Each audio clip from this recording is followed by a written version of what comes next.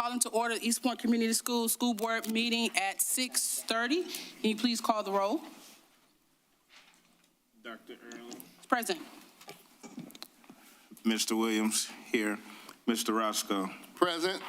Mrs. Richardson. Present. Mrs. Chopra. Present. Mrs. Whitby. Here. And Mr. McCain. Here. Thank you. We have 7 present. Next, we have the Pledge of Allegiance. I pledge allegiance to the flag of the United States of America and to the republic for which it stands, one nation, under God, indivisible, with liberty and justice for all. Thank you so much. Next, we have the approval of the agenda.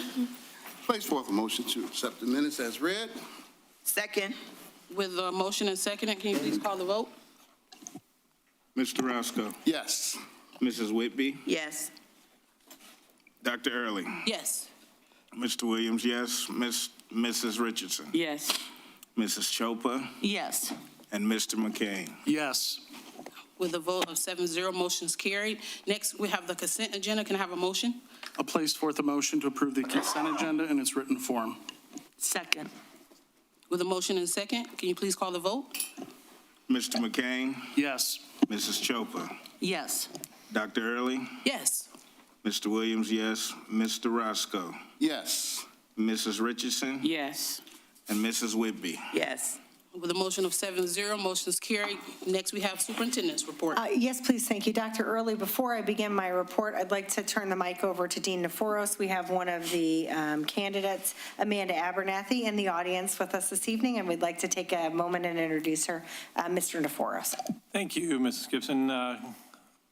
Good evening, Board. I would like to introduce to you, you just voted in our consent agenda to approve the hiring of our new Director of Student Support Services, Amanda Abernathy, who's sitting right here, who already is making sure to show the true colors of our Shamrock Nation here.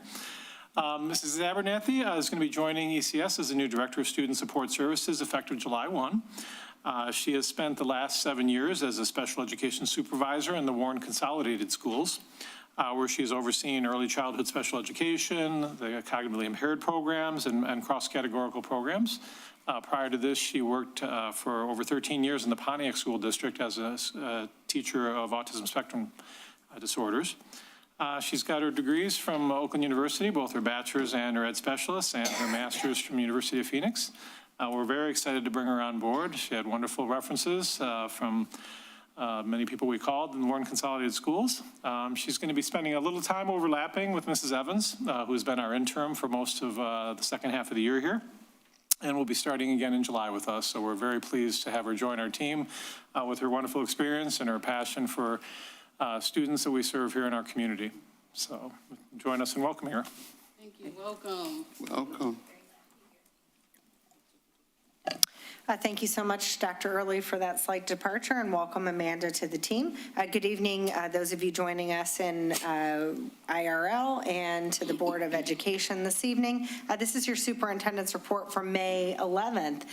We continue working on celebrating this organization and the people in it. This week, we need to thank our voters who approved our non-homestead operating millage replacement, which allows East Point Community Schools to restore lost funding to the tune of about $705,000 annually. We appreciate everyone who took the time to learn about our proposal, attend community meetings, ask questions, and who took the time to come and vote. Also, a big thank you to our schools. This is not normal operating procedures to have schools in session with kids on election days, but we felt it was important to do, and a big thank you to all of our team for the lunches in the classrooms and all of the things to allow our voters into our schools. It was a great opportunity to meet many people coming out to support and to vote. Teacher Appreciation Week. Our principals did an exceptional job of celebrating our teachers across the district last week for Teacher Appreciation Week. Our teachers make the difference. They are the ones who help families to feel learn all about education. They create that environment for our children to be successful. A big thank you to some district donors, CNS Healthcare, the Chamber of Commerce, Donna's, Logan's Steakhouse, Seven Brew Coffee, and Quick Doc Urgent Care for providing district-wide gifts to some of our teachers here in town. If you are a local business and you would like to get your business out to our workforce, please reach out to the superintendent's office. We'd love to start planning with you for next year. Student input panels over the past 2 weeks have been starting to meet with students across the district, learning about what they like about school, what they wish was better. School lunch is often a common theme. But what has really surprised me about meeting with all of these amazing kids is how much they feel loved and valued by the human beings in our organization. They love coming to school because it feels like family. They also are asking for more academic challenges, which is a great request. And the number one thing kids liked at Bellevue Elementary School was math. And so having student panels where kids are talking about how much they love math is really an incredible thing. So lots of good data is being collected. Dean Neforos and Lisa Petrella are conducting staff input sessions across the district. And then we have some surveys going out to monitor what we've done and to continue to move us forward. Senior pinning and honors night occurred at the end of April. Since we canceled our last meeting and didn't get a chance to bring that forward. But Principal Yarch is here, and it was a great night of families celebrating their seniors. And it was wonderful to see lots of our teachers out there supporting our families and kids attending that event as well. Community 5K, thank you to the Wellness Committee for the district for their second 5K this year at Spindler Park. We had a number of runners come out and a number of walkers. We hope to have more next year, but a big thank you to Paris McCarthy, Amy Cirillo, and the Food Service and Athletics Department team. Little Shamrock Soccer, we are in our final week is next week for Little Shamrock Soccer, but it has been great on Saturday mornings to see so many of our children enjoying soccer in our community and so many of our staff. Thank you, Board Vice President was out on Saturday enjoying Little Shamrock Soccer as well. So thank you to all the coaches, parents, and the athletes. It is a lot of fun. And I never thought we would have more enrollment in soccer than in youth basketball, but I think it really speaks to the need. And our parents are just absolutely loving this. They want to continue to see us grow and add sports to our youth sports leagues. So thank you to everybody involved in Little Shamrock Soccer. On Saturday, our East Point High School girls flag football also played just down the road, and they are cautiously optimistic that they're going to make the finals in the flag football. A big thank you to the Detroit Lions for sponsoring that event. Middle school transition night. East Point Middle School hosted a fantastic transition night for our fifth graders and their families, giving them a chance to talk with middle school teachers and students. There were science experiments. Our current middle school children were there welcoming the fifth grade families. There was elephant toothpaste, I think, that got made. All kinds of STEM activities were just on display, and it was a great celebration of the academic learning at East Point Middle School, as well as this collaborative effort to make sure our fifth grade students know about what we're offering in our secondary programs. On that note, East Point High School hosted a 7th grade preview day for our 7th graders to travel to the high school and learn more about what it's like to be a high school student and what it would be like to be an 8th grader on the campus of East Point High School. They had building tours, talks with students, learning about extracurricular activities. Hats off to Principal Todd Yarch and his team for putting together that event for our 7th graders. There is still space available in our free K-8 Summer Discovery program. This program will support math and literacy initiatives as well as enrichment activities. Summer school will run from June 22nd to July 23rd, Mondays through Thursdays, 8 to 2. Our host location will be Forest Park Elementary School this year. Early drop-off and late pickup are available. This is free for any enrolled East Point Community Schools students. Fall 2026 enrollment is underway. Your neighborhood, your schools. Please visit our website. We have revised our enrollment forms and the school of choice window is open.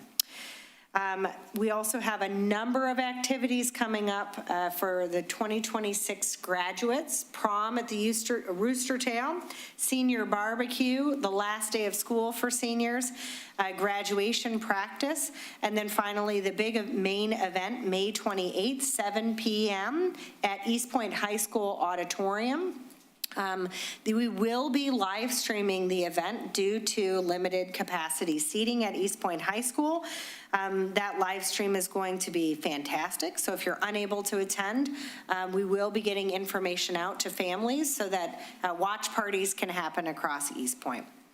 Upcoming events, we have no school on May 25th for Memorial Day. We do have a number of groups participating in the parade, graduation on the 28th, Gleaners mobile food distribution June 4th, and June 10th is the last day of school for our students. Up next, I'd like to invite Principal Todd Yarch up to the podium to share more about the 3-year strategic plan roadmap for career technical education at East Point High School. Welcome, Principal Yarch. Please be sure to check your microphone and turn that on right at the stem. Thank you.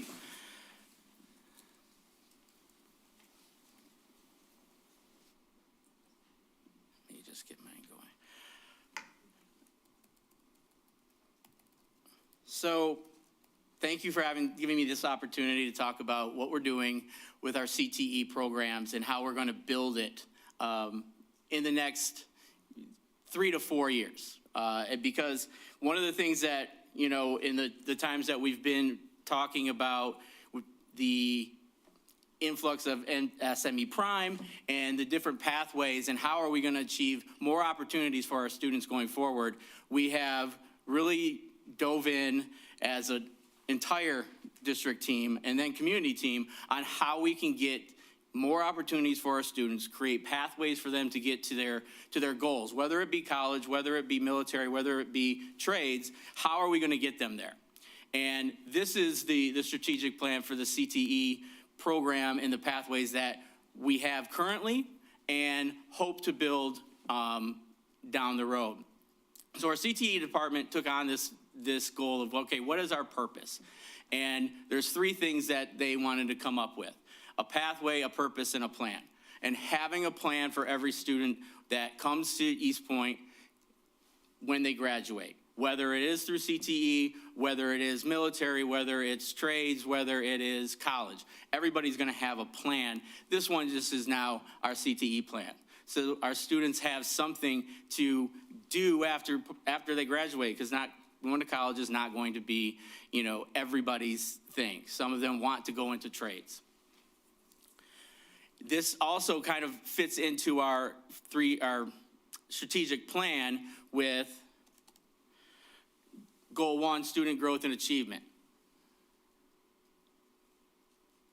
And empowering all students to be future ready, prepared to dream, believe, and achieve. So the vision is workforce ready graduates regardless of post-secondary path. There we go. So this is how this relates to our strategic plan and goal and the vision. So it blends right in with what we're doing as far as how are we going to get our kids to have the success they want when they leave East Point High School. And why this matters to our students. You know, academic excellence. Students earn industry certifications and college credit prior to graduation. Growing their impact. You know, CTE enrollment increases annually, reaching a majority of students. We want real-world readiness for our students. We also want guaranteed success. We're 100%. All of our students, when they leave East Point High School, have a post-secondary plan. They know what they're doing the next day. Strategic partnerships. One of the things that we have some partnerships right now with our CTE plant, with our CTE pathways, but we need to increase those and make those larger so our students do have the opportunities to have workforce training. And then student achievement, increase engagement and achievement driven by real world learning, because students believe that we are a relevant high school. We are giving them a relevant type of education. So these are our current CTE offerings. Next slide, please. So currently we have business and marketing, culinary arts, and public safety. And what we plan to offer starting next year and into the future are automotive tech, which is a partnership that we will be doing with Southlake, where our students, they are going to be sending students to us for public safety, and we're going to be sending students to them for auto tech. Mechatronics and robotics will start next year as an elective. That is through the SME Prime grant. And then our students have the opportunity to go to Macomb Community College on a dual enrollment for HVAC and welding and gain college credits there. HVAC became a very hot commodity when it came to students applying for it, so we did not have any that were enrolled there, but we did have 5 students that were accepted into the welding program to start next year that will go to Macomb Community College, and they will gain college credits throughout the year. The HVAC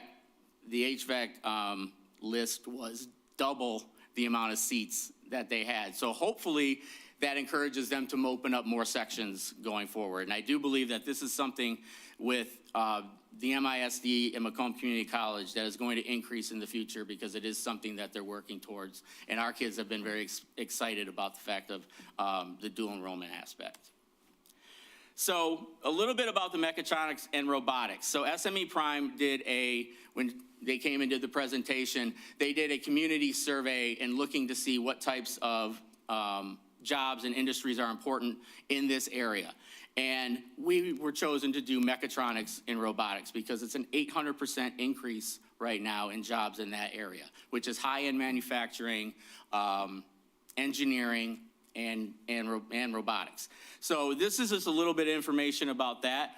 With that program, the students are going to gain real-world experience on not just being somebody that's working on the manufacturing line, but they'll be the ones that are fixing the lines, creating the lines, leading the lines, doing all these types of things in a factory that will gain them more certifications, but also it puts them up the ladder when it comes to where they are standing in an organization. So the next slide. The strategic investment, as you know, is about $500,000 from SME Prime. 800% local industry growth. That's why they chose that industry for us. And they're going to help us build industry partnerships. We've already have a couple that will be on board and be part of our advisory board, and then a direct career pathway. SME is the trade organization for manufacturing, and they will be kind of pushed up the list when it comes to scholarships and things of that nature. So, how are we going to get there? This is the CTE vision and progression. One of the great things about us having an 8th grade is we get a jump start on a lot of schools. We get to start our kids in the 8th grade with the exploratory year, which we will be starting as a pilot next year, where students will take 10-week courses to try out all of the different CTE programs that we have.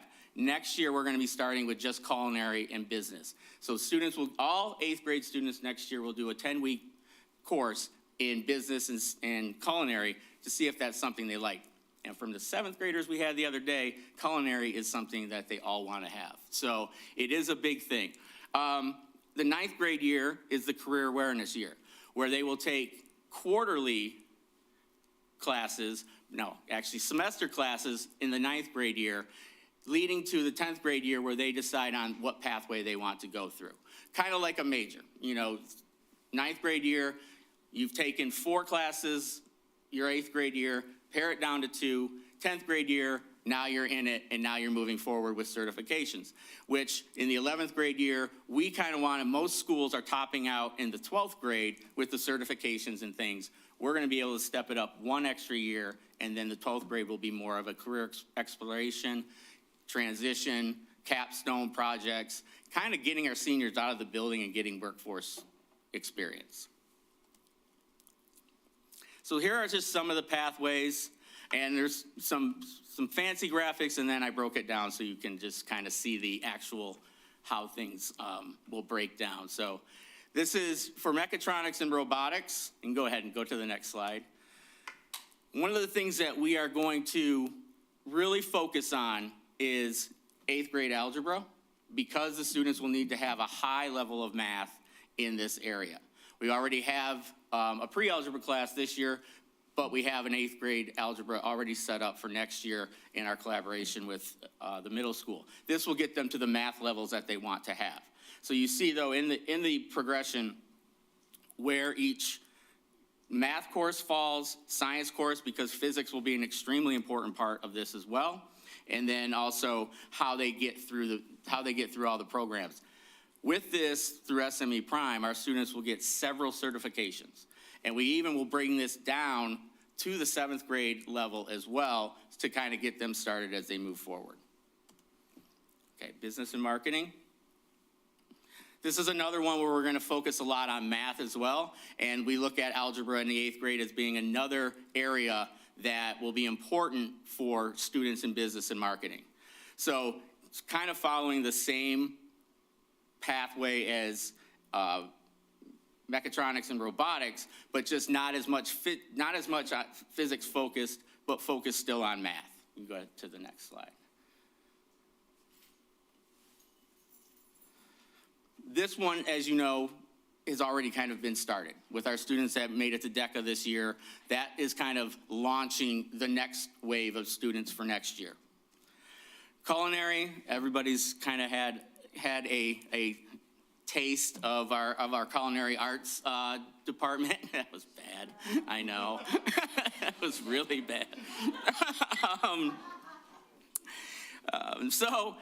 With this one, with culinary, a lot of it is going to be, is math, but it's also going to be more about also people skills. I think one of the greatest things that we had happen was the 7th grade honor roll breakfast last week, because our students got to serve somebody that's not an East Point High School student. So they had to work on those skills of being, a restaurateur, somebody that's serving people.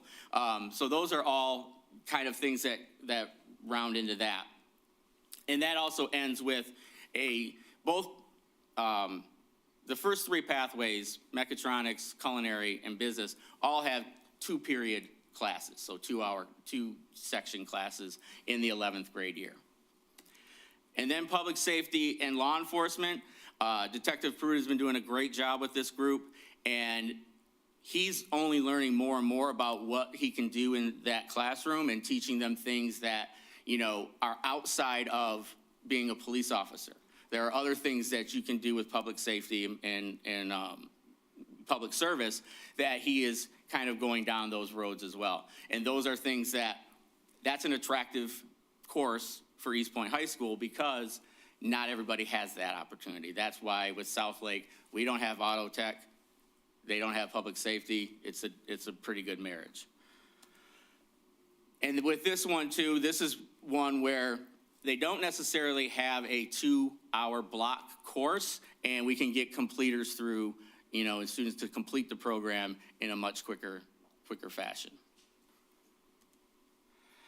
Okay, so the 3-year plan, and we've already launched what it kind of will look like, especially in year 1. So the 3-year plan will actually start with the 6th graders right now. So the class of 2032.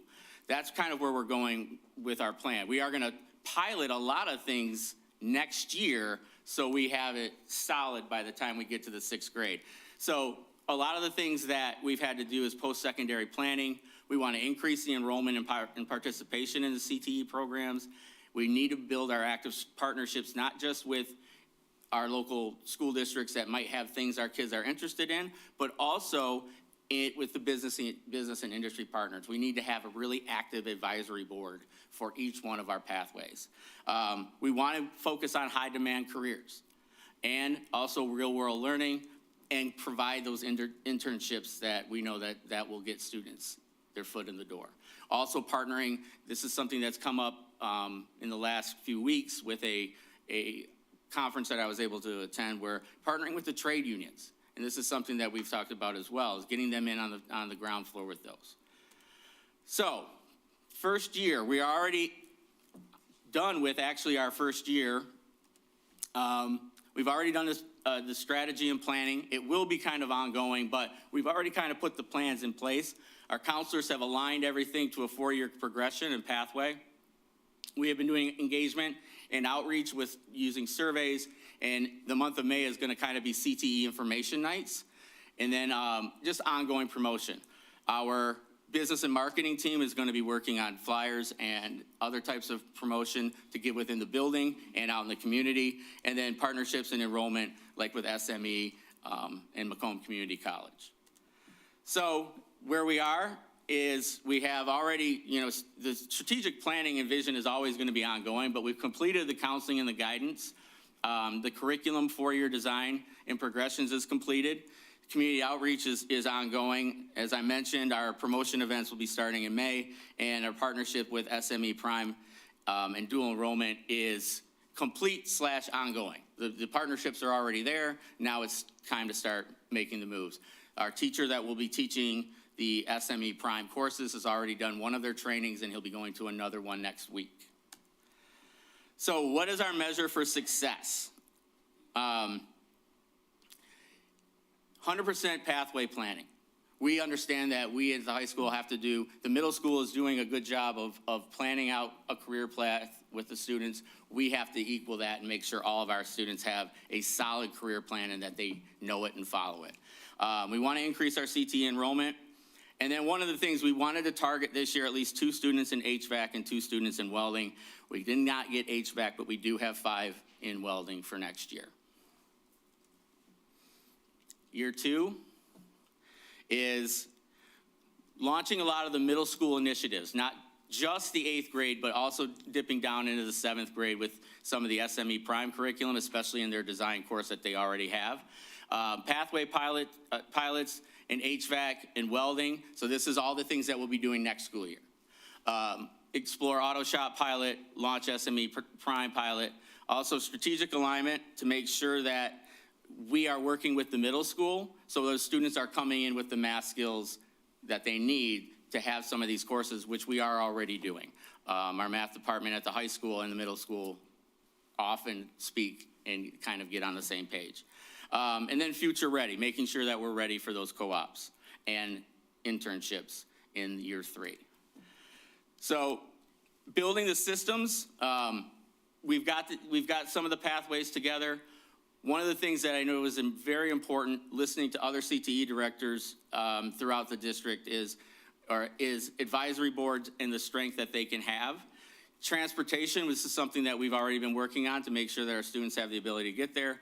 Pathway mapping and making sure that students understand the pathways they can take. And then also one of our goals is 1 to 2 formal partnerships to expand CTE by the end of the year. And then how we know that we've succeeded, 25 plus students in new pathways, early college participation is up, program model readiness, finalize the program so it's ready to go for that 6th grade class, the class of 2032, and then also increase our partnerships with 5 partners by the end of next school year. So year 3, the finished product. We will scale CTE pathways, with high demand industries. We don't want to go down roads that students aren't going to be able to use after they leave us. Expanded access, giving students access and enrollment across all grade levels. Industry partnerships and dual enrollment are all going to be important pieces of the workforce readiness. And when you say dual enrollment, not just CTE, but even students that are college bound. These are things that dual enrollment can actually help with. And this is what full implementation will look like. CTE is embedded into our daily instruction. Students graduate with documented, meaning certificates and things that they can take with them with real world experience. All of our students have a defined path. We have 12 to 15 active industry partners that are directly supporting our student opportunities, and EHS is recognized as one of the leaders in workforce development in Macomb. And what will we need to make it work? And this is something that I've been talking with everybody within the district about how, with all of our leadership team, is how we can, what do we need to do first? And strategic investments in equipment, transportation, and staffing, and the transportation discussion is already going on. Some of these things will be later down the road. As far as equipment, SME Prime has already delivered many of the things that we're going to need. And they are also investing in our staff and getting them trained as well. We need to have the scheduling flexibility, which means that we're going to really dive into what credits are needed to graduate and what things CTE can take the place of in certain areas. And then also the strong partnerships with our neighboring districts. I think that is something that we've all discussed, that instead of us growing or building new programs, work with everybody around us to give all of our kids those opportunities.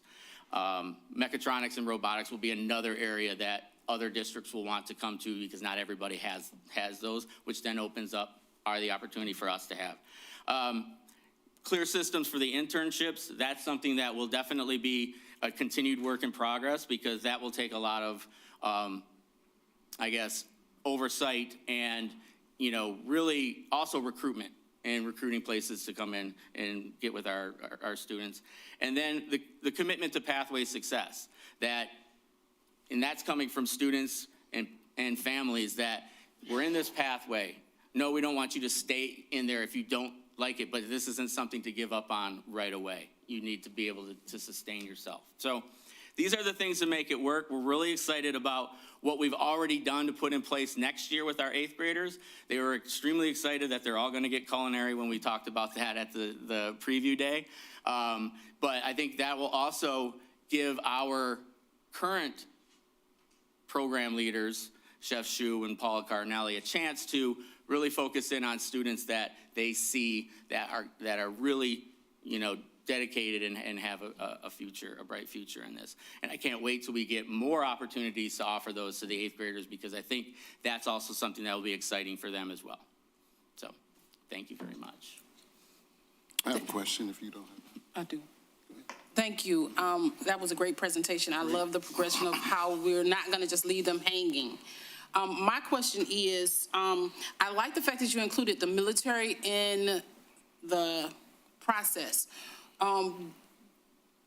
Because I'm not going to go against my 2 military people here because it's not their fault. They joined the wrong branch of service. I'm not going to hold it against them. But something like an ROTC program, would that be something that would be coming along, or you think that might be something that could be? So we were approved for JROTC 2 years ago. However, we have not had any luck in hiring the person to deliver that program. They need a staff sergeant. Right, you have to have a staff sergeant. You know, I already looked. So that has been something that the military has approved.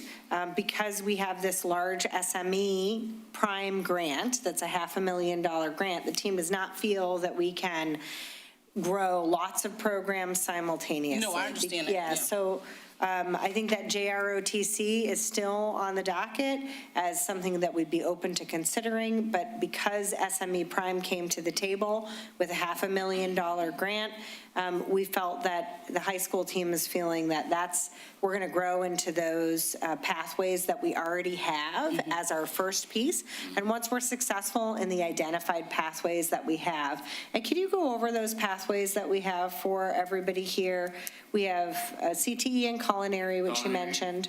Culinary arts, business and marketing, public safety. Right now, mechatronics, robotics is just an elective because it's not the MISD will have to work with the state to get it as a certified pathway for us, which they've already committed to as well. We just start out this way to kind of show that. And those are our four pathways. You know, this year, like I said, this year won't be part of the pathway, but that will be going forward for mechatronics and robotics. Easy to want to add all of the things. Well, yeah. But when we try to add too much, we can't do any one thing well. So the focus right now is building out this vision and the progression of the pathways that we currently have and growing and getting as many completers as we can in those CTE-approved pathways. Because those completers, that's when kids are walking out of school with certificates and can walk out of high school and into a culinary kitchen. That's when you complete public safety, and then you get easily moved forward into those pathways. So really trying to maximize the programs that we have.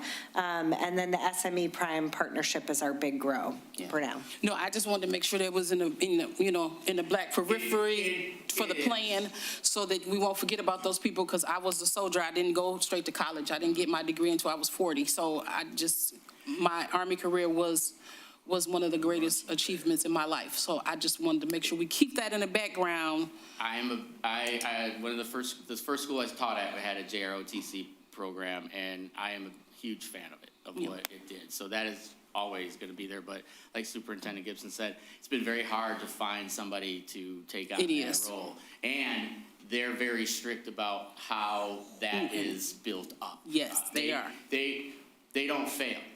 So it's going to come in and it's going to be. It's going to stay there.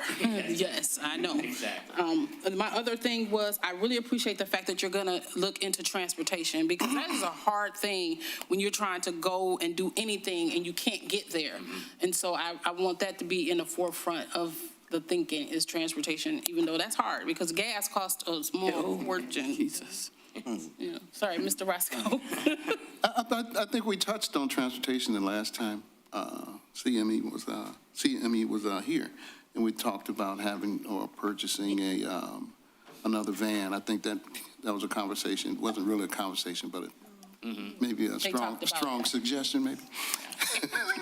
So we did talk about that. But the questions I had was, what is required for each student once they get into the program? Will they have to purchase some type of equipment? And seeing that SME is the hub, the major hub, will they supply everything? Yeah. Say, let's say HVAC, meters and things of that nature.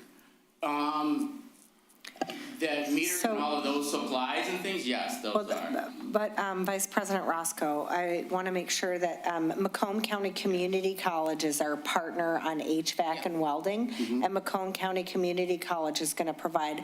Our kids would be traveling to the college to take that course. I don't know if you have been there, but it is worth the trip to go see that. The 16 mile, yeah, you did.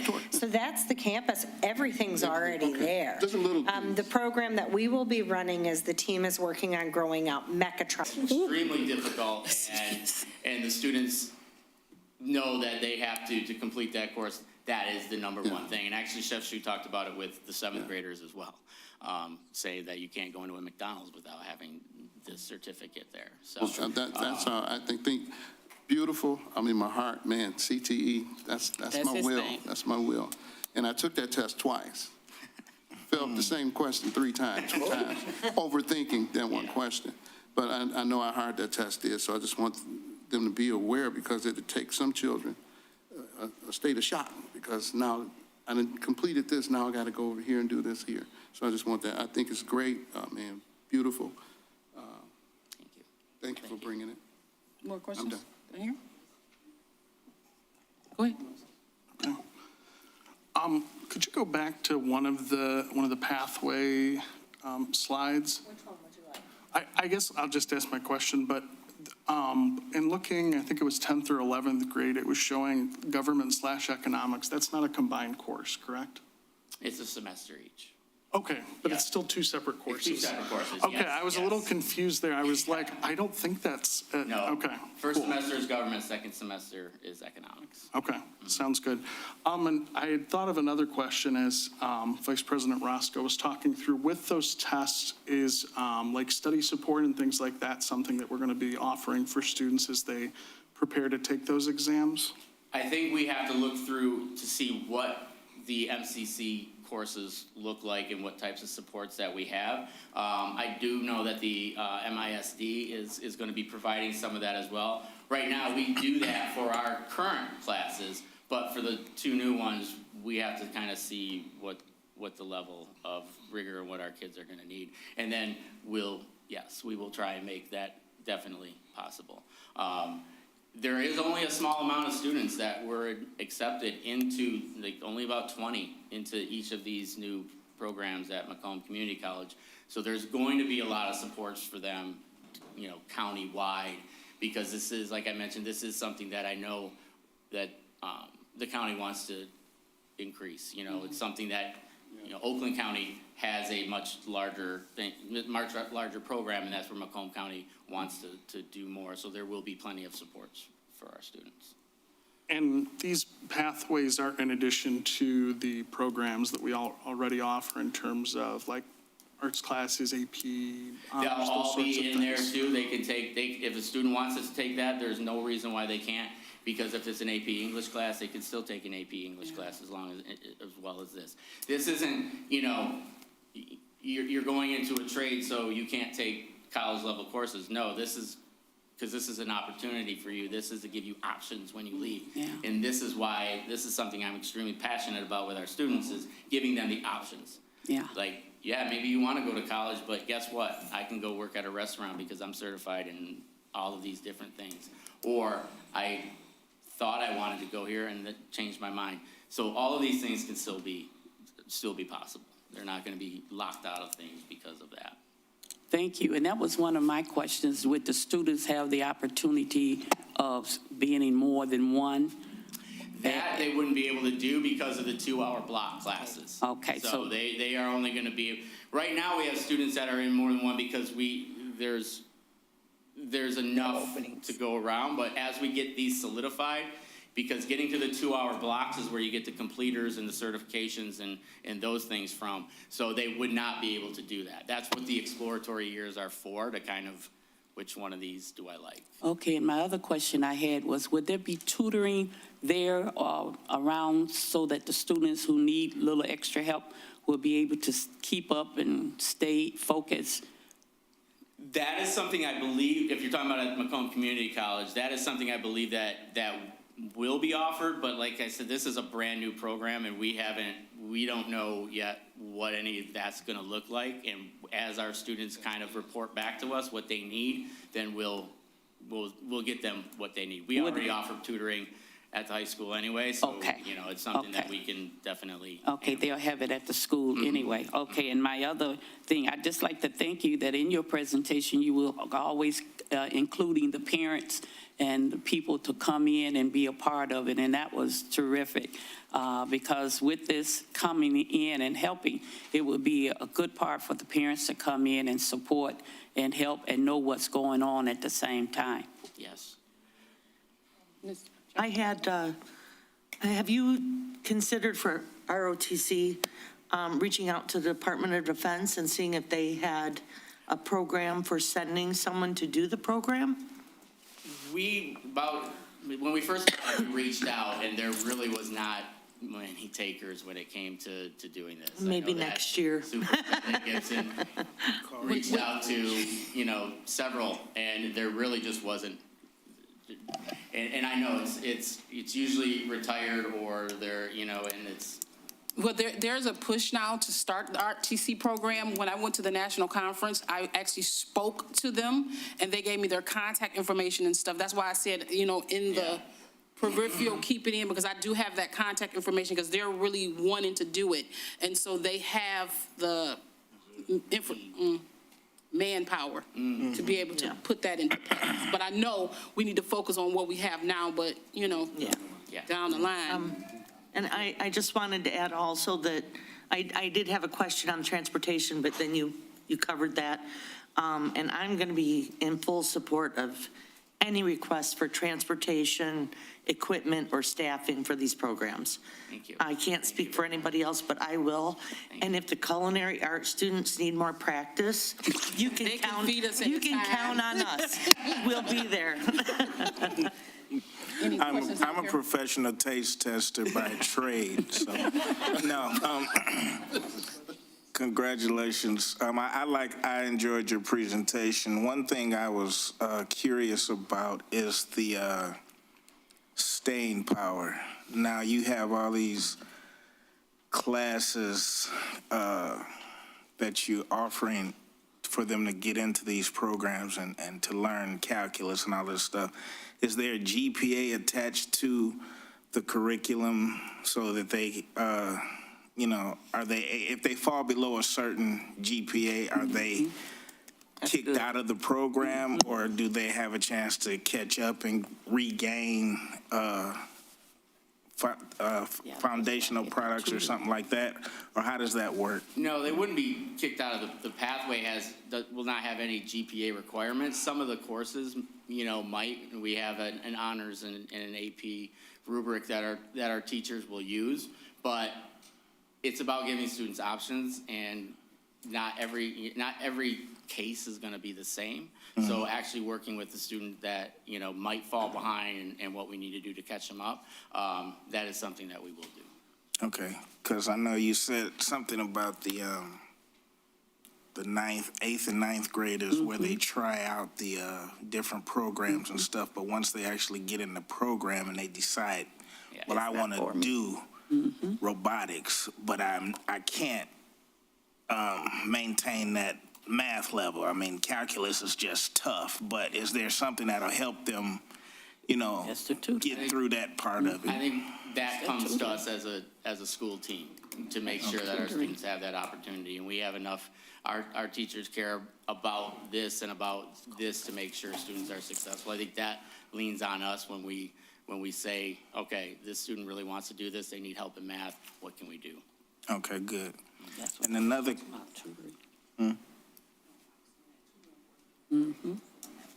yeah. I forget. You made me forget my second. Thank you, Ms. Thank you.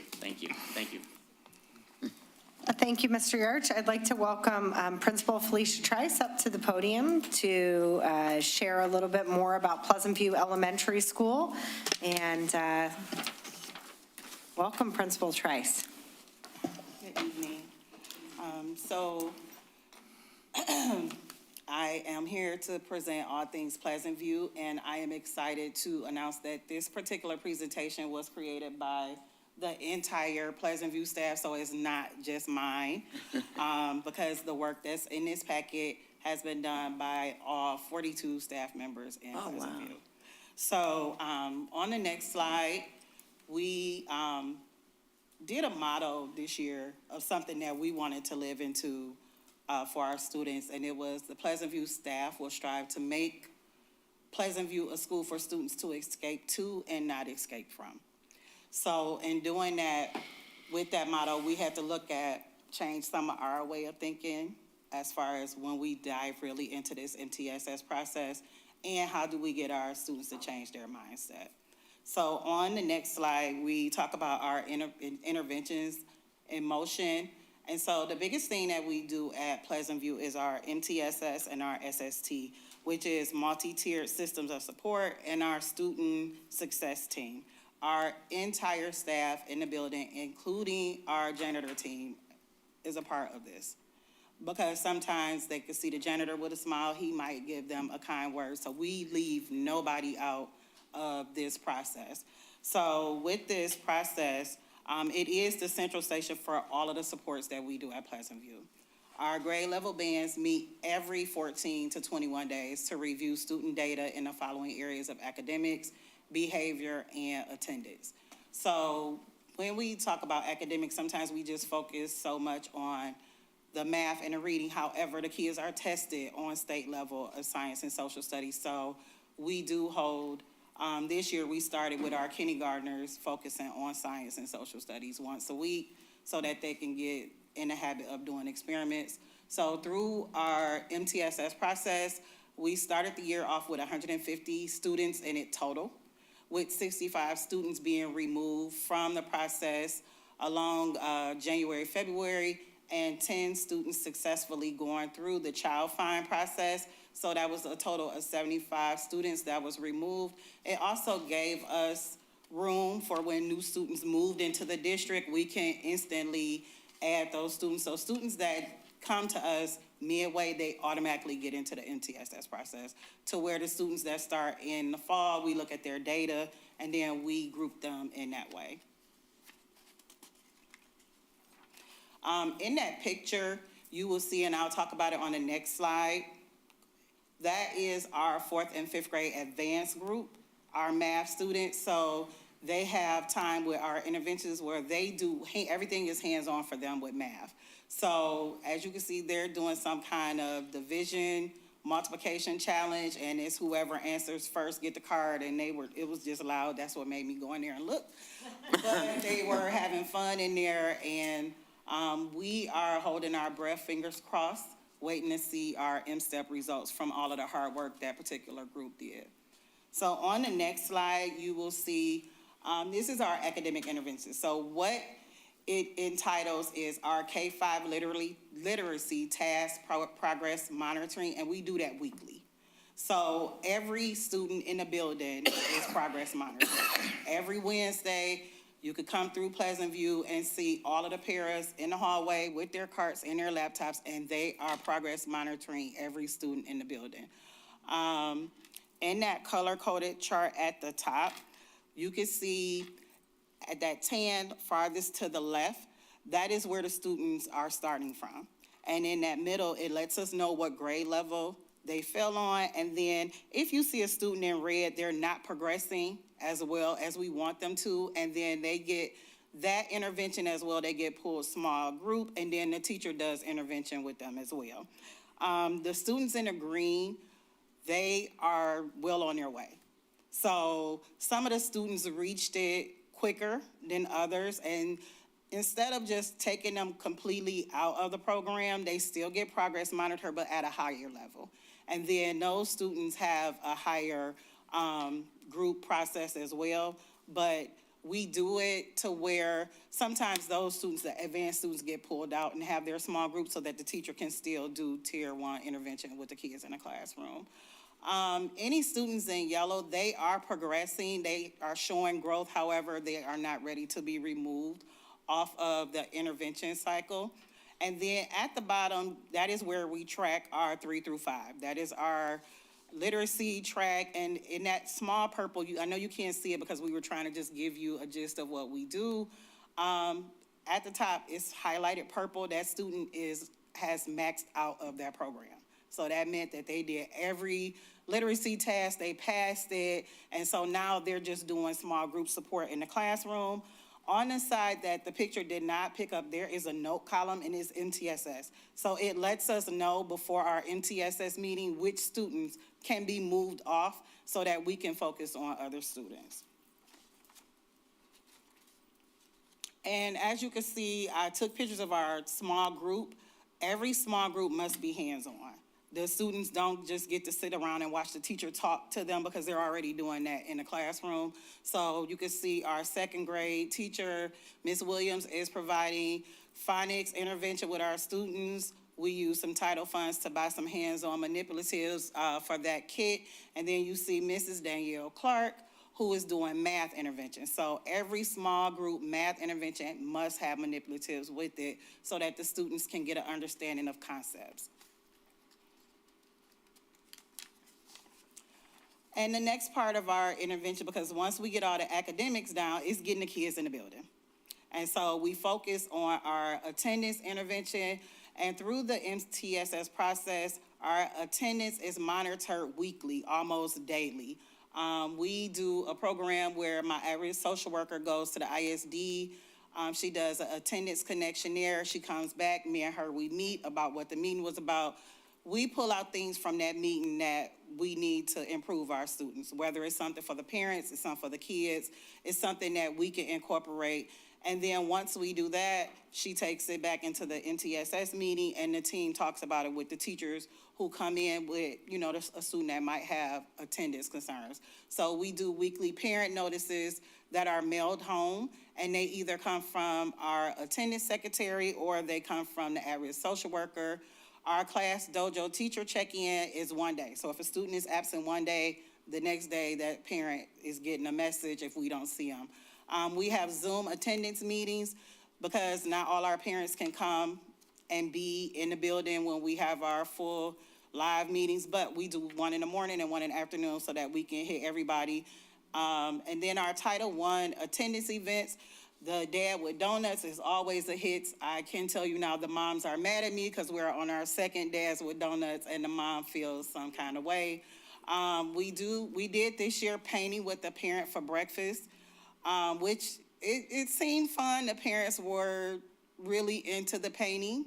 So we had pictures, but I decided to just leave them on Dojo with the parents. As you can see over in that picture, that is those are our second graders. And this year, our second graders were able to win 2 t-shirts. They either won the yellow one or the blue one because they were not in Pleasant View last year. They didn't get the attendance matters, but as long as they kept coming for like 3 months straight, they were able to receive both of those shirts. We have in-class attendance incentive. Every class has to have an attendance incentive because the students already know that I'm going to do a school-wide one. But once we looked at our data, we needed to figure out what we needed to do in certain classrooms. We have parent attendance ambassadors. That's something that's new to Pleasant View this year. And of course, everybody loves a good t-shirt, so all 12 of those parents have a t-shirt. Our student athletes must be in school to participate. If they do not come to school, they cannot practice, they cannot play, so they have to be there. And with our principal and my at-risk social worker parent meetings, 35% of our MTSS students had attendance improvement. So on the next slide, we break down from our Munetric system what that reads to PowerSchool, exactly what our attendance looked like. So last year, we were at a 39.94% of students above the 90% attendance threshold, and this year we're at 52. So between the time that we end the year, we should be well within that 60% range, which is what our goal was. So overall, right now, we have 11% increase from last year's school attendance. So we are definitely getting the students into the building. On the next slide, we did a lot of work again, myself and my at-risk social worker with the ISD. So this is a tracker. And what it allows us to do is track the attendance monthly by grade level. And so when we plug this in, once a month during our PLC is our attendance data focus. We look at the grade levels that are struggling with attendance. What we found is that our second, our third graders, and one of our fourth graders had amazing attendance. Like those kids come all the time. So during the PLC, we want what's working. How are you getting them in there, and what do we need to change? And I noticed in just doing my walkthroughs, those are the most engaging classrooms, and the kids just want to be in there. Some of them are self-ran in the morning by the students. Like the morning meetings are ran by the students. They want to be there. They want to be in charge. And if they're late, they don't want somebody else to take their turn. So the students definitely come. We are now in May. So this chart is filled all the way to May. And we saw some dips where at first our fifth graders were doing good, then all of a sudden it fell off. But once we introduced sports, then our fourth and fifth graders picked back up because they thought they would be able to play, and then they realized that I was like, no, you can't play. So as we continue and checking our attendance, once we finish this chart, we really want to look at which grade level stood out. And if it was a connection, now that we are a K-5 building, is it a connection with siblings?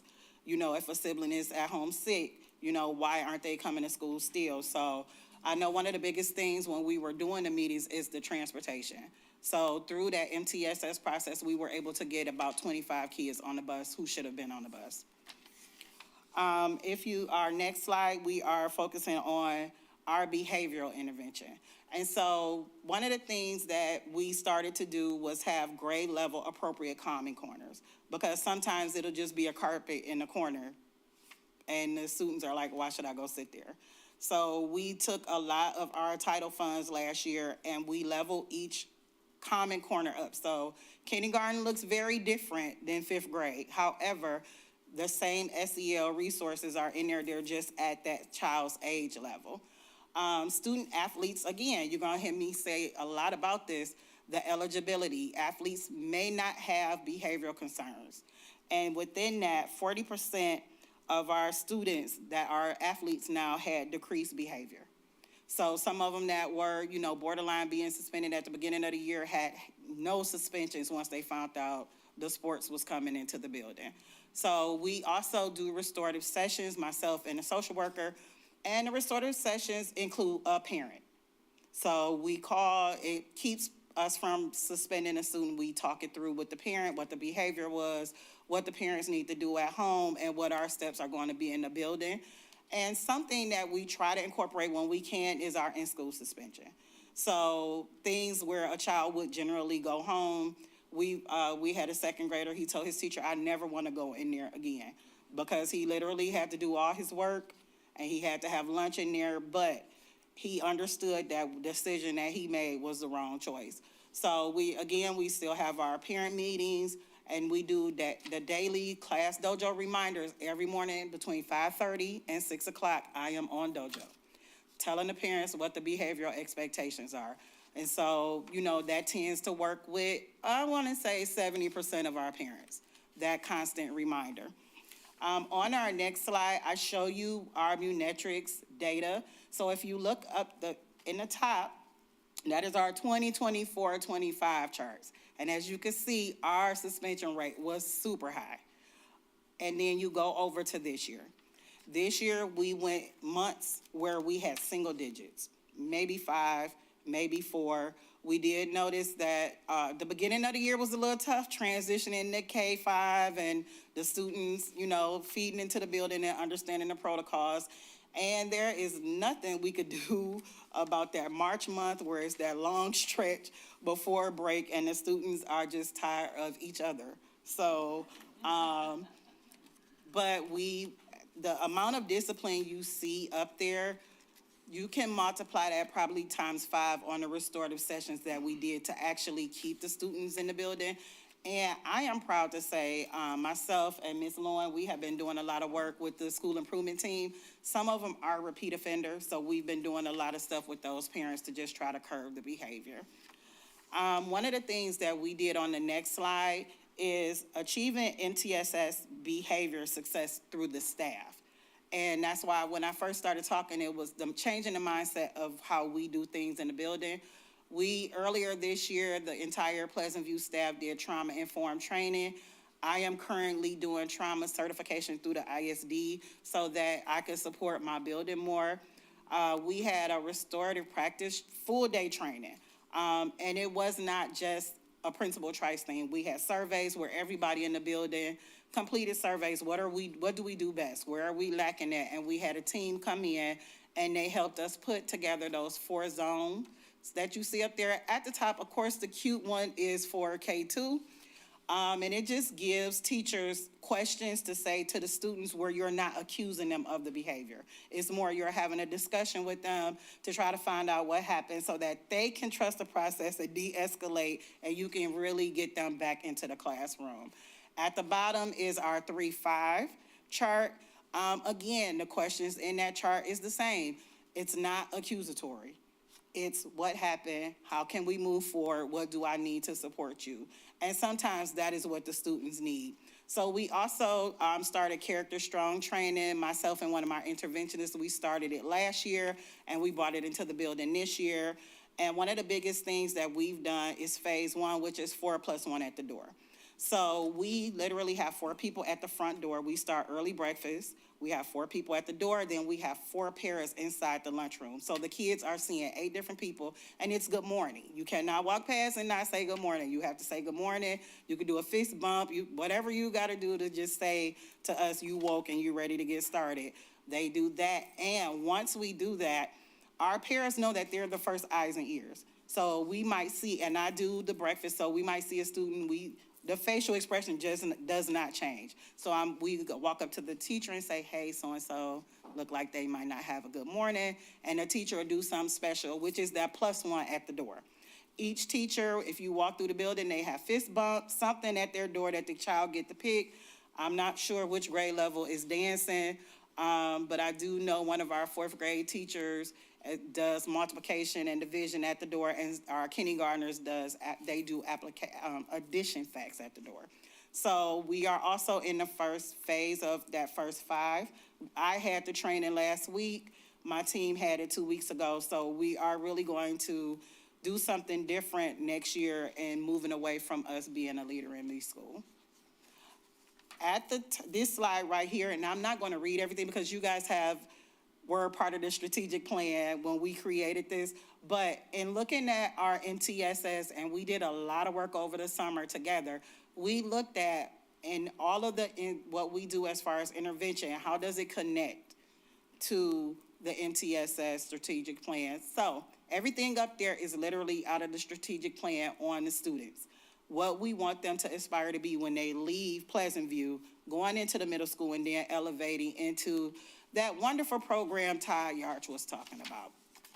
On the other side, you have our staff outcomes, and where we focus mainly on that is being engaged collaborators and clear communicators to our students. Because sometimes when we communicate, it's not clear. It's clear to us, but it's not clear to the students. So that's our biggest focus on that strategic plan connection. On the next slide, again, this is keeping our kids in the building. So on this, our MTSS supports creating successful student athletes and performers in everything that we do at Pleasant View. 90% of the students participating in extracurricular activities have increased academic results, attendance success, and displayed less behavior. So out of the 130 kids that are in that program, we are probably missing 10. We're not going to kick them out, but we're trying to keep giving them the tools, because if they're coming to school and it's something we need to tweak, we don't want to kick them off. However, again, if they have a bad day, they just sitting on the side, and nobody likes to sit on the side and watch everybody else practice. So there is, right there, you have a list of everything that we offer over at Pleasant View. I think I am missing one thing, but it is okay. And before we move forward, in our attendance, we have these ducks. So these are attendance ducks. The kids love these ducks for whatever reason, but each child gets one. As we were doing our M-STEP testing, 3rd through 5th grade, we had to check off if they were here. So as we get towards the end, you'll understand the meaning of these ducks, because the kids would not let their teachers live it down if they did not mark the duck. So we'll talk about that in a minute. On the next slide, you'll see our parent and community engagement. Our attendance painting breakfast with our moms had 75 families. We had a ham giveaway during Christmas. 150 families were given hams through a organization, Seek Deliverance Incorporated. And then we, as always, our Black History Wax Museum that we had we had over 200 people come through and see the kids this year. And that picture, you see one of our 4th grade students, Gabby Johnson.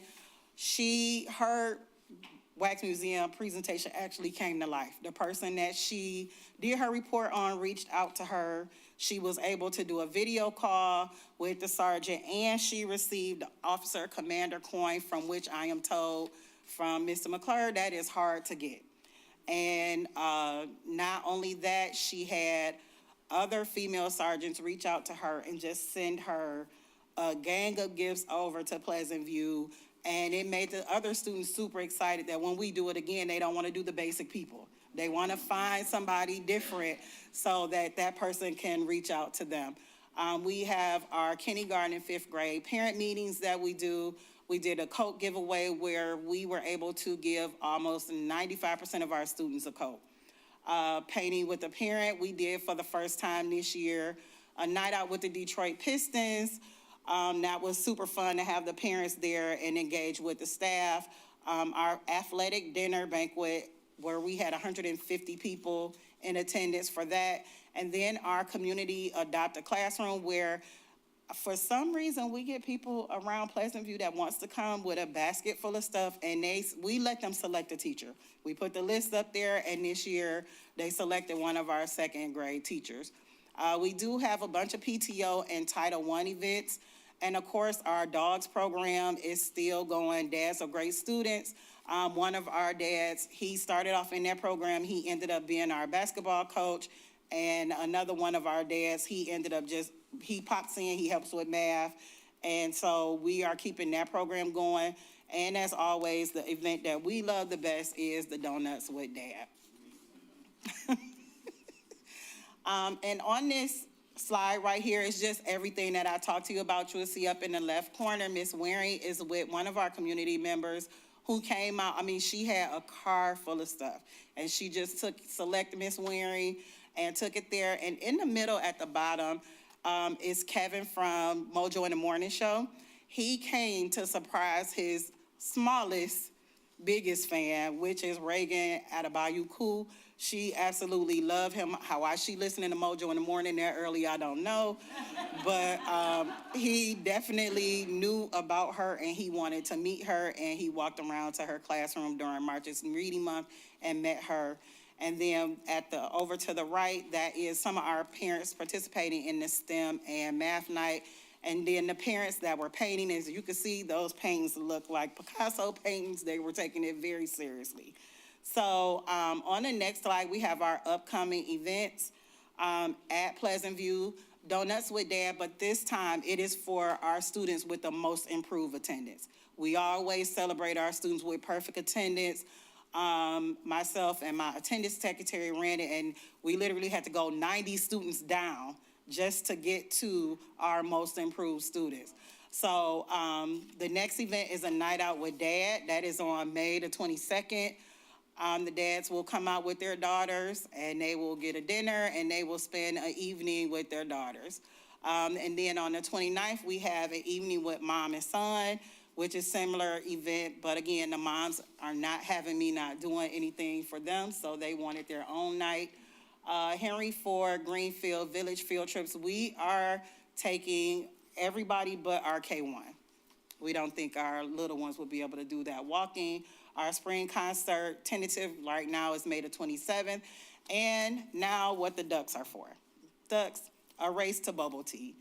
Bobo tea is like the new thing out. The kids love it. So to make it to where we get our top 100 kids in the building, I only bought 100 tickets.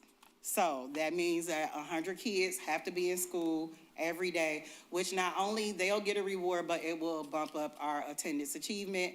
And then our end of year attendance parent event is real big. It is on June the 5th. And the parents are ready to come out and support and then find out what we're doing new next year for attendance. And last but not least, of course, you guys thanked us, congratulated us. Pleasant View did get off of the priority list. And I want to thank this amazing team that is sitting over here because they put in all of that hard work with our students, and everything that is in this plan right now that I have presented to you keeps us off. So that is our goal, and that is what all of this hard work we are doing is for, is to stay off of that list as much as we like seeing ourselves on Fox 2 News. That is all of everything that's Pleasant View. Thank you. I first want to say that great presentation, like the improvements are fabulous. But the first thing that you said when you started your presentation is that you go from yourself to the janitor. Like everybody is included, because the janitor or whoever is doing whatever they're doing, the lady in the lunchroom could be the person that brings a smile to. And from the front door to the back. And families around the neighborhood love them. I know, I live right around the corner, I know. Love them. This side? I had I'm sorry. my grandson went to Pleasant View, and y'all just doing big things. I'm telling you, I'm so proud of Pleasant View, no. But I have a question. What are the Pearl Girls? So the Pearl Girls is our club that Mrs.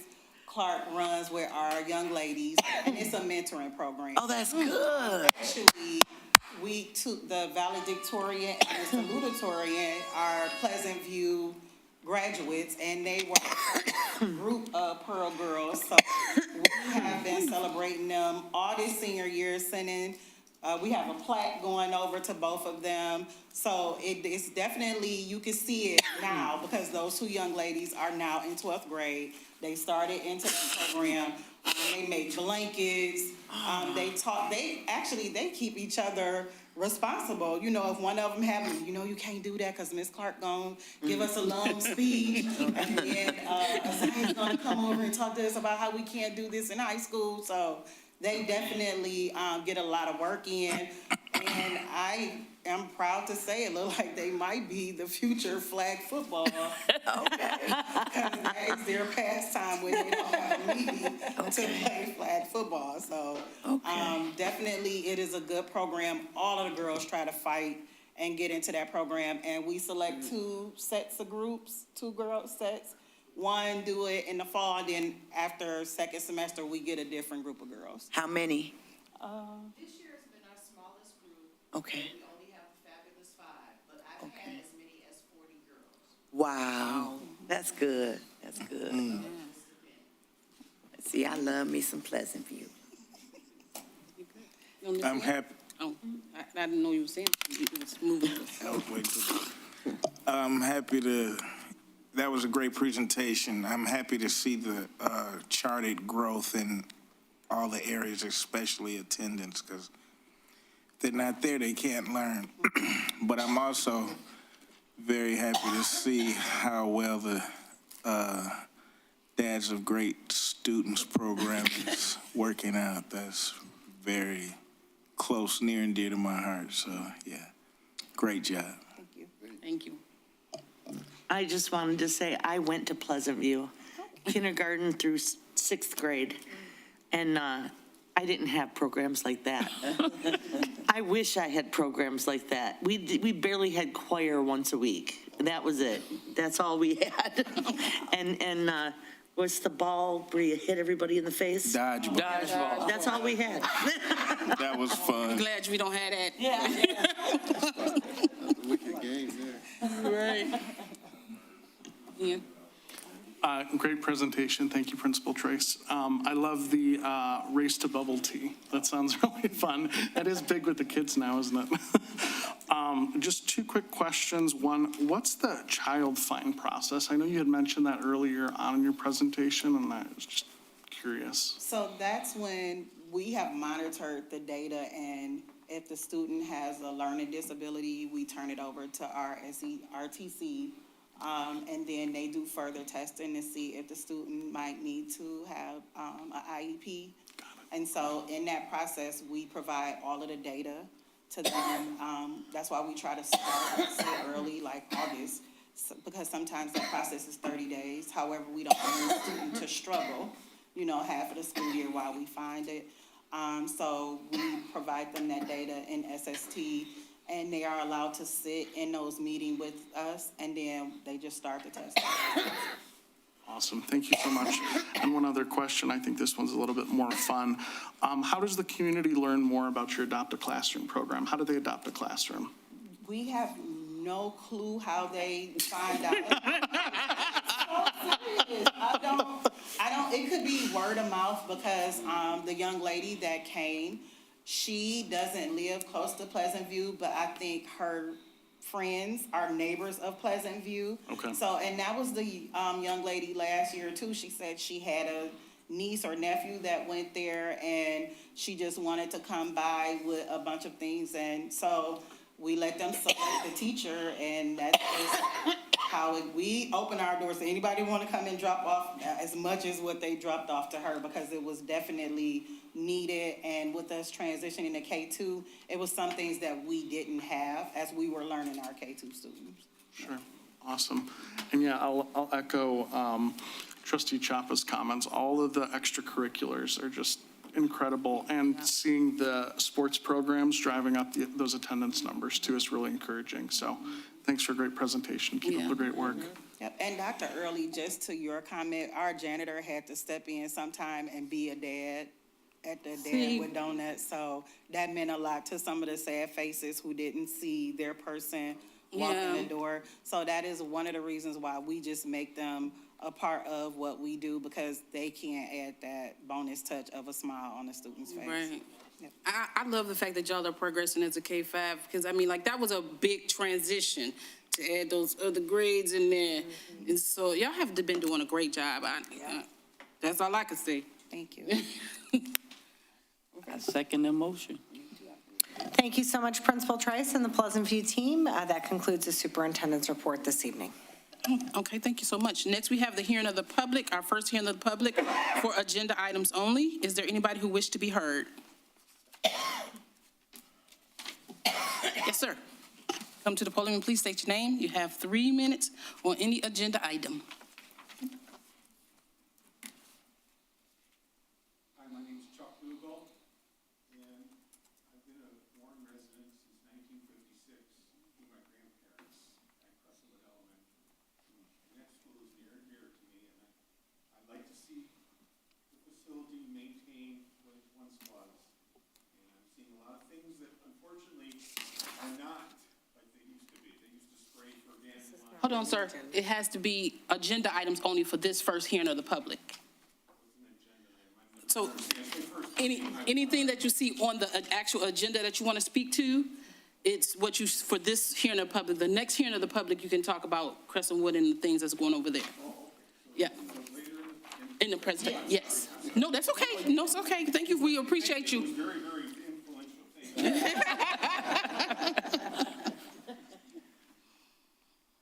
Okay, so we have none for the first hearing of the public, open and closing at 7:53. Next, we have our business discussion action of the resurfacing of the high school. Mr. Dean, Dr. Dean. Thank you very much. We're excited to share, and I know Superintendent Gibson has shared this previously. We're in a position where we're going to be able to service the high school track. I'll start again. Thank you. As Superintendent Gibson has shared, we're in a position where we're going to be able to resurface the high school track this summer. It's overdue. It's something we want to do. We're very excited that it only requires a resurfacing, not a complete replacement. You saw that inside of your packet. We received 2 bids. We're recommending the low bidder at $275,000. We did include a 15% contingency because our time frame to do this is very brief this summer.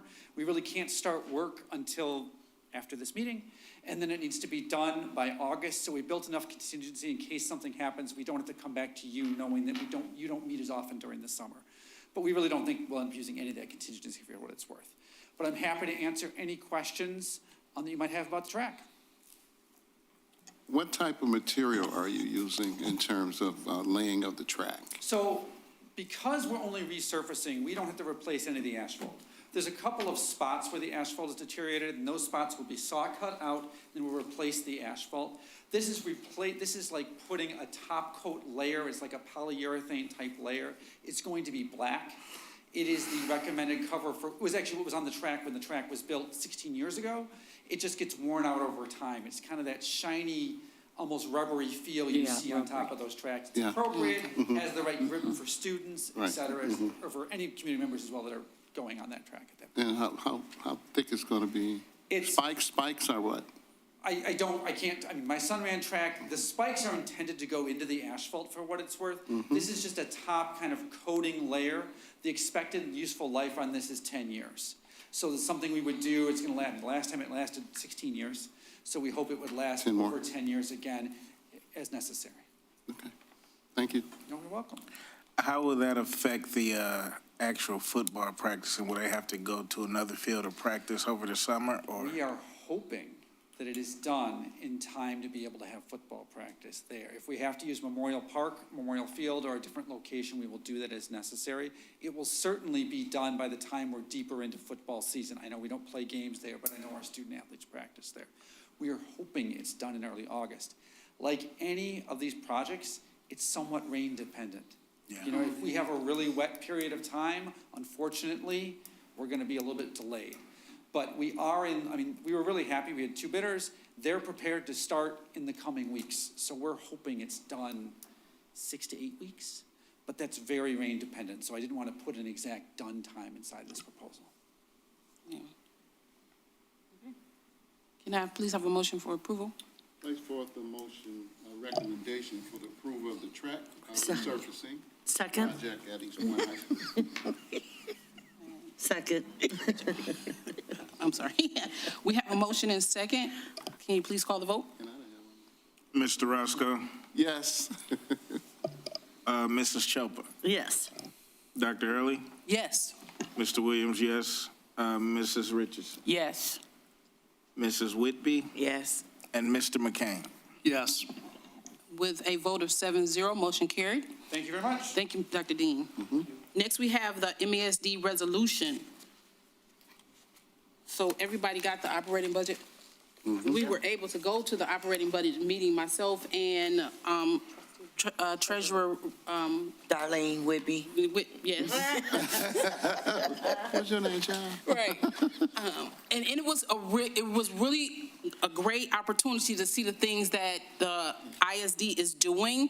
We literally found out about our CTE program there when we went. And we also found out about the good classes and stuff that they're offering that y'all take there. And so for us to be able to see the operating budget and see what's going on was, it was really enlightening that day. Did you think so? I really do. I like how they, Macomb Community College, venture in with the Stepped students up. as well. Yeah. They stepped up. Yeah. And so we hear a lot of people talk about that we need to add more, but we couldn't say anything. You know how, you get those notices, we need CTE programs, or we need to add the pool or whatever, but we couldn't say anything. So it's really good to be able to say something now to let everybody know that in that operating budget is including those CTE programs. Yep. And it's including the special ed programs. And the STEM. And the STEM, it's really wonderful. So I would like to make a motion to approve the ISD operating budget resolution. Support.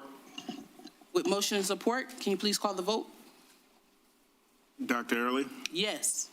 Mr. Roscoe, Yes. Mr. Williams, yes, Mrs. Richardson, Yes. excuse me, Mrs. Chopra, Absolutely. Mrs. Whitby, Yes. and Mr. McCain. Yes. With motion and support and a vote of 7-0, motion carried. Okay. Next, we have our central office structure. Ladies and gentlemen of the board, as you know, Section 5 of board policy asks that administration and positions be approved by the Board of Education in Section 1. This is our transparent request to continue to keep the staffing structure of central office the same. In that, you just approved Amanda Abernathy's position this evening. And then as part of the central office structure, we'll be adding a clerical specialist position back in to support the curriculum and grants department. And a big thank you to the finance department and curriculum and grants department for looking at all of the split funding to make that position possible to bring back.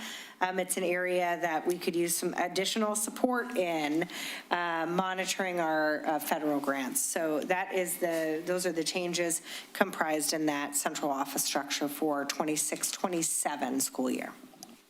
And this is something that we have to do every year. Annually, in your board policy, it says that the board approves the positions. And so much like you approve our contractual contracts with our teachers union and our team creates our allocations for next year, I just started to do this when I became the superintendent because I read about it in the policy and I felt that it was an important act. Just like budget planning, it's important for us to constantly be looking at the positions and assessing, do we have the right people to move forward the strategic plan? And as your superintendent, how am I making sure I have the right people doing the right work every year? Instead of just keeping positions to keep positions, it's part of our process annually, and being good stewards of the work, the taxpayer money, and moving the district forward. Okay. Can I please have a motion for the approval of the 26-27 central office structure? I make a motion to approve the 26-27 central office structure. Support. With motion and support, can you please call the vote?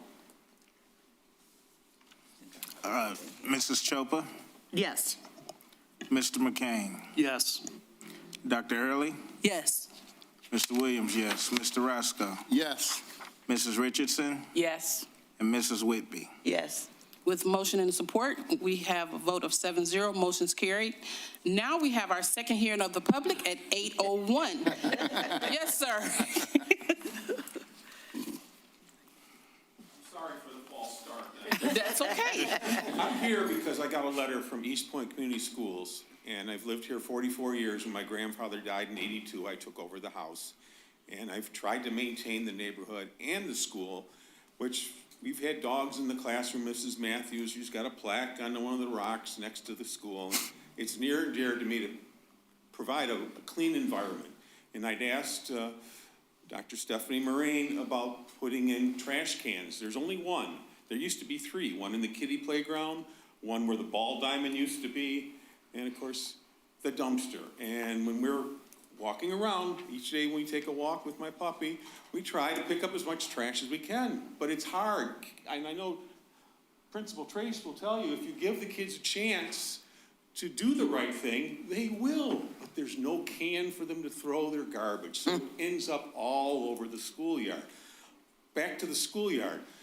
On one fence line, which is on the Crescentwood Elementary side of where it butts Eastwood Court, exactly across from me, where the kids walk through 30 a day every morning and on the way back every night, there's logs, huge logs, where trees have been cut down and the logs are just left there. There's dead trees leaning over with branches, which could be a hazard. And the worst part of it is, now I've discovered kids drinking needles found in the park, in the school. We don't need that. And I know no one would like to have that on their property. I do my best to pick it up, but I need some help. And I'm hoping, I tried to leave a message for you, Superintendent Gibson, today, and I don't know the proper protocol, and I apologize if I'm on the line, but I really love the school, and I love the community. Back when it was East Detroit, it was so well maintained, and it's just sort of gone by the wayside. The beautiful bubble rumble strips for the handicapped that are blind, well, there's only a couple that are in good shape, and that's the ones right in front of the school. All the rest of them, you might as well just rip them up and plaster over them with some cement, because they're just unsightly and probably more dangerous for those that are using those devices to see where they're going. And really, I don't want to take up a lot of your time, but I just want to plead with you to please help me to keep Crescentwood what it once was. And I'd even volunteer with my truck to come pick up some logs, but I can't cut down trees that are dead. I need your help, and I thank you very much for your time. And it's been very, very nice to meet you all. I'm sorry about the protocol. It's okay. Thank you so much. Thank you. Is there anybody else wish to be heard? Okay, seeing none, hearing of the public is closed at 8:04. Next, we have trustee announcements. Where do we go last? Ms. I don't have that much to say. We had a full day today, and it was a lot of wonderful things being presented and giving. And so I just always ask the parents to please participate. And I'm so glad that that athletic program has gotten these children all excited, as well as the parents. So I'm just elated with all of that. And so it's just been a good report day. And thank you, Ms. Abernathy, for taking that position for our special ed children. I thank you for that. Ms. Whitby. I just wanted to say that the board, we went out to Lansing and spent 2 days in MASB. MASB. Yeah, conferences. And we learned a lot. I mean, it's so much to where my head was like, but anyway, I just wanted to say, thank you, board, for all of us attending. That's how we get our awards, by going to for the CBA classes and learn more about the board. But anywho, welcome, Ms. Abernathy. It's always good to see you, Principal Trice and her team. Yes. Y'all my family. Great presentation, Principal Yarch. And I'm going to close with a quote. Great schools are built by great teachers. Thank you for showing up every day with heart, patience, and purpose. Chat GPT. ChatGPT quotes. Go ahead, Mr. Williams. Thank you, Madam President. Thank you, Board, and thank you, community, for allowing me to serve you. I just would like to echo my trustee about the conference we had. It's always very enlightening to see what other boards are doing and what other boards are going through, and kind of see where we measure up, or whether we, have to do a lot of things to improve, or what we're doing and what other boards are doing. So it's a family affair whenever we go out. It's like a family reunion now for us to collaborate with other teams. And as Principal Yarch said in his presentation, that we're joining Southlake, and we're actually doing like a student exchange. So that's very important, and that goes back to the work that the MISD and the schools are doing to try to get these programs to the students where the funding might be an issue. So all of the presentations were great. Great presentation, Mrs. Trice. Dr. Trice? Okay. All right. I could see it. I didn't want to know if I could say it just yet, but I could see it coming. But great job to you and your staff. Great job to the executive team. And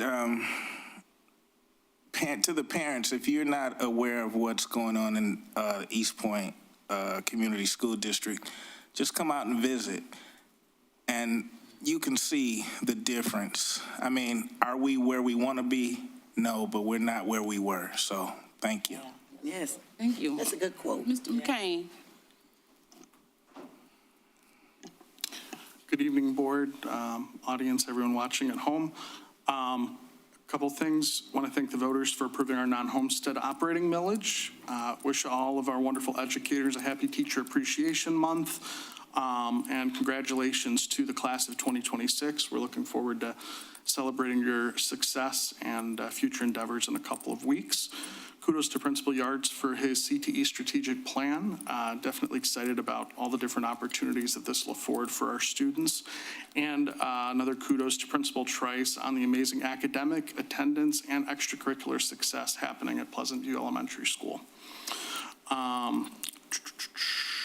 So I also really enjoyed attending the MASB conference with my fellow board members recently. In particular, I took all of the finance classes, which was a lot of numbers over the course of 2 days. So, however, thanks to that, I feel much more prepared for upcoming budget season, bond proposal, and other finance-related things, which I know Dr. Dean keeps us abreast of. So thanks to him as well.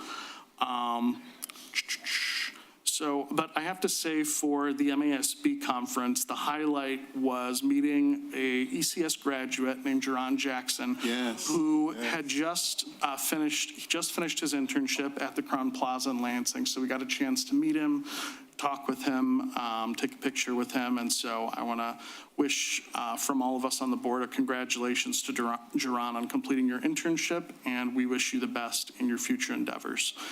And much like Trustee Whitby, I will end with a quote. There are years that ask questions, and there are years that answer. And that's from Zora Neale Hurston. Thank you. I'm pretty much just going to reiterate to everybody who voted for me and those who didn't, that I am going to wholeheartedly support any request for transportation, equipment, and staffing for any of these CTE programs, wholeheartedly. And I also want to commend Ms. Trice on Pleasant View's turnaround coming back. Thank you very much. Mr. Roscoe. I can go first if you want to go. No, I don't have a lot to say. Don't say much. To Principal Trice, awesome job. Awesome, always holding it down over there. And we salute you and your team, because it's a team, not one person, but you are the leader. What's that, Miss Abernathy? Miss Abernathy, welcome. Welcome. Looking forward to great things from you. You joined a great team, I tell you. And I want to concur with all of my fellow trust board members said. I concur. But what I really want to say is thank you to the community for voting, securing this millage. And I know a lot don't understand what took place, but I'm just going to say security. Is that good enough? I'm going to say security. And to our superintendent and the rest of the administration, you guys have become the wind up under our wings. We can't do it without you. Great organization, great executive team, and we just want to thank them. I want to thank everybody, the students, the community, the teachers, everyone, the janitor. Everybody makes this this ship sail. And I just want to say thank you. But again, thank you, community, for voting. Come on and get involved. There's a lot to be done. Thanks. I don't have a quote. Thank you, Mr. Roscoe. I'll use Pleasant View's quote. Okay, use that. It's a good place to escape to. Right? That's right. There you go. Okay. Okay, I want to say send thank you to everybody who supported the East Point Community Schools millage. I recently saw a Facebook post criticizing the district and reminding me of something important, that many people ask for transparency. What I realize is most of the time they're asking for something that's already there, that the Board of Education has meetings that they can come to. They can rely on online tabs on our website. They can see our MI school data, or they can attend a board meeting. If people attend our meetings, they will see a positive momentum happening across this district, just like the presentations that we had today. They would hear about additions of the 3 new CTE programs, partnerships with Macomb Community College and other businesses, continual improvement in curriculum and instruction, and the investment being made by our staff, by our culinary programs, by our janitorial services, by our security program. They'll see salary increases and retention bonuses. They will see presentations on student achievements, grants that are being brought with opportunities for our children to improve in safety and security, recognition of our educational programs, and yes, even our pool is open, being used by the community, because I've seen, how come they won't open that pool? And how long has it been open? I don't know. Most important, they will see a dedicated Board of Education, a superintendent and a leadership staff. They'll see dedicated teachers and sponsors and staff, directors and principals, working hard every day to move this district forward and create opportunities our community have not always had access to in the past. I also understand that social media can become a place for conflict and misinformation. I also believe it is more productive to have honest communication at the board table, where information can be shared fully, questions can be answered, and the work can be shared and seen firsthand. We will continue to focus on our work, supporting our students and staff, and moving East Point Community School forward so that we can be a place that we can escape to. All right. And so we thank y'all so much for coming to this meeting, being here, and please don't apologize for coming and telling us what we need to do, because you let us know what we need to do. Please see our administration so you can get the help that you need. Okay. We appreciate that you come here. We ask for you to come here. We ask for the parents to show up. We're asking you, please come and let us know, because we're not doing everything right, but by no means are we doing everything wrong. Okay. Look at Pleasant View today. Look at the high school today. Look at our K through transitions that they have to get used to every day. So please come and challenge us. But don't come here without some solutions and stop criticizing everything you see, because everybody ain't always wrong. Okay. That's all I have to say tonight. I'll get off my soapbox now. Have a good night. Meeting ends at 8:15. Don't say much when we. What she do, boy? I tell you.